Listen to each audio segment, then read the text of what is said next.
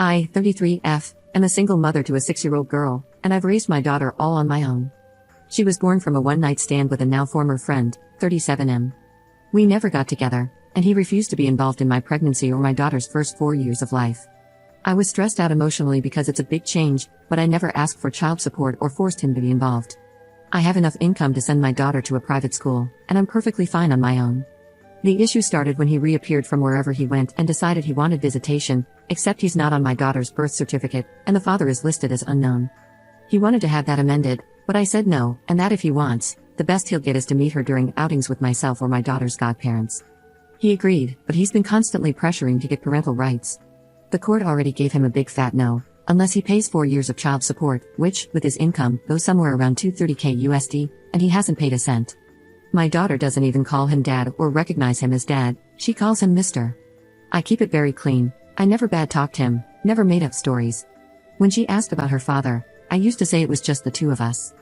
Even during court, the assigned CPS agent testified that my daughter had no affection or clear relationship with her biological father. Now, the main issue happened in a parent-teacher association meeting. He would say things like my family thinks or what is best for my family. I didn't agree with him, and I voiced my disagreement by saying my daughter has different needs and those are a priority. He was clearly angry. After the meeting, there was a moment for teachers and parents to mingle and just talk about how the kids are doing.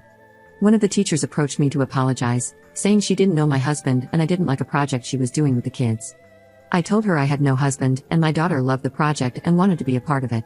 The teacher then told me that my former friend was going around talking like he's my husband and he represents the family. I was livid, and I walked up to him and very loudly told him we needed to talk in private. In the parking lot, I told him we were not a family and that he either will respect that I am the only one who can make decisions about my daughter's education, or he won't be involved. He went on about being her biological father, then I reminded him he had not paid a cent for the pregnancy, my daughter's needs, or even the private school my daughter is in. He hasn't tried to see my daughter since, which she doesn't mind at all, and I did ask her by the way. I do feel a bit bad about what I said.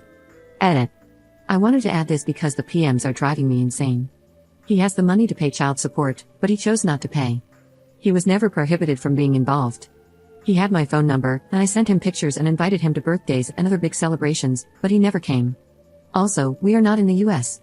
Update 1.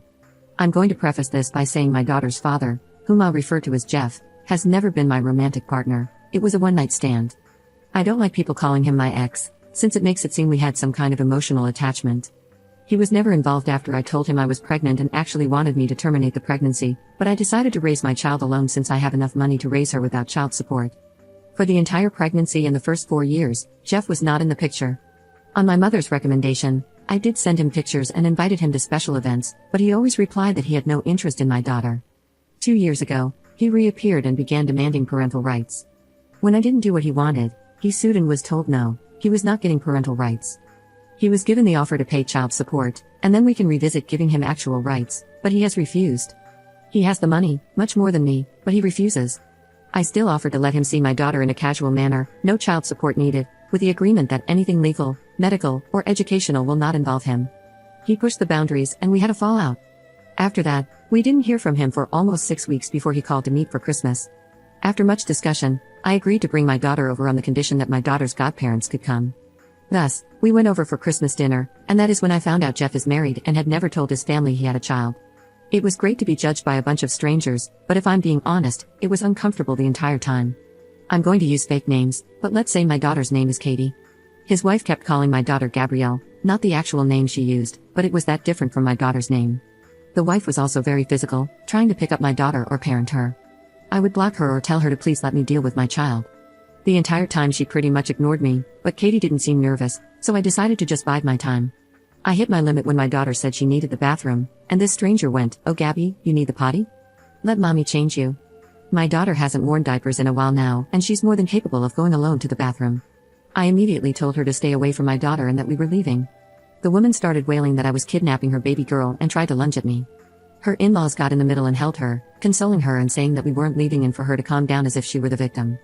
At that point, I just glared at Jeff and told him he better explain, or I would be calling the police. He asked me to speak in private in another room and that I could just leave my daughter with his parents. No way that would ever happen. Katie's godparents took her with them despite the wife having a full meltdown. Jeff and I spoke outside, and he explained that he and his wife recently lost a daughter. I'm not going to give specific details on that, all I'll say is it was sudden and nobody's fault. As I can only imagine, it had caused some psychological issues for his wife. Apparently, he had the brilliant idea that having Katie pass as their lost child would help his wife, without telling me. That's why he wanted visitations and parental rights. He pleaded for me to leave my daughter with him for a little bit. I asked him what his plan was when his wife heals.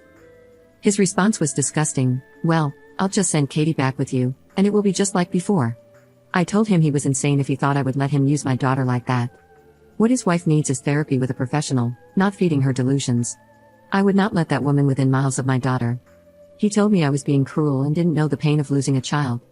I agreed with him but reminded Jeff that my priority is not his family, it's my child. What he and his family do to work through their grief has nothing to do with us. I also told him to call his lawyer because I am making sure he never has contact with my child. So that's what I'm bracing for. He's been blasting my phone since Christmas, but I can easily ignore him, and my daughter and I are doing a small travel vacation in the meantime. Update 2. Hey everyone, I decided to post a final update since I will be going silent for a long period. For those who didn't know, I'm currently dealing with my daughter's father and his delusions. He wants to use my daughter as a therapy doll for his wife, who recently lost a child.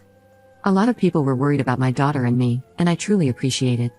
We're both safe. She's currently having a great vacation with her godparents, and I'm making my own arrangements to move on.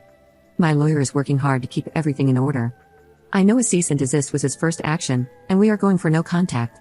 He says we have a solid case and hopefully, this will be resolved relatively fast, and by that, I mean a year or two. We did get a temporary restraining order, and it's only until our first court date, but it could be extended afterward. I haven't had direct contact with Jeff. He lawyered up to and tried to send a threat to take full custody. My lawyer laughed at it since his reasoning was parental alienation, except I have proof I tried for years to have him involved. Apparently turning in a few emails showing my attempts was enough to get them to change parental alienation to a different reasoning, but in all honesty, my lawyer is not worried. For now, I've decided after much thinking that moving is going to be necessary. It won't be something I can do on a whim, but I'll be looking into new houses within a month to hopefully move sometime this year. School will remain the same, but we will be speaking to the admin to make sure only certain people can pick her up. Part of that decision has been to hire a private driver. He's someone I absolutely trust and has worked for relatives in the past, so I'm very comfortable with the idea, and so is my daughter. Now I just have to make sure they don't go for fast food every day after school.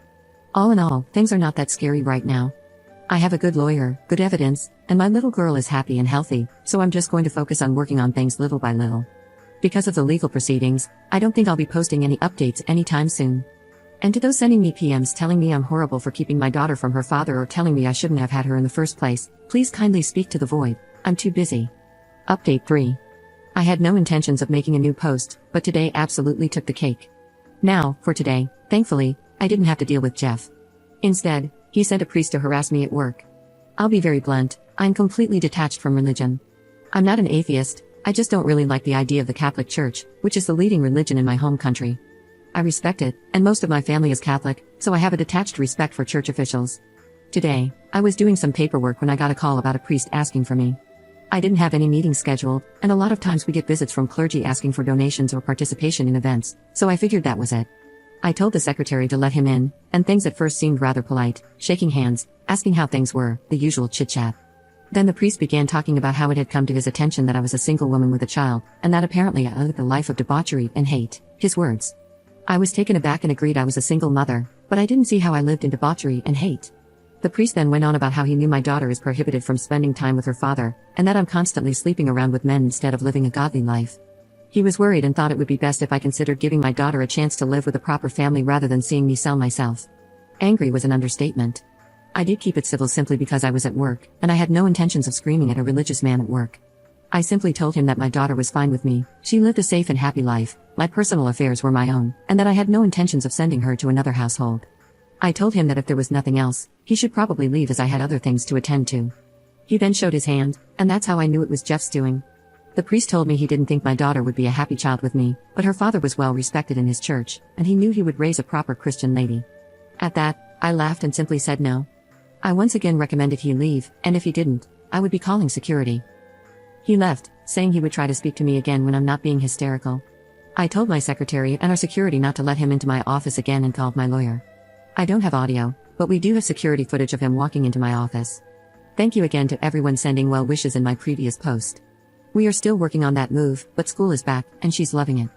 We still have that temporary restraining order against Jeff and his wife, and school officials know about it.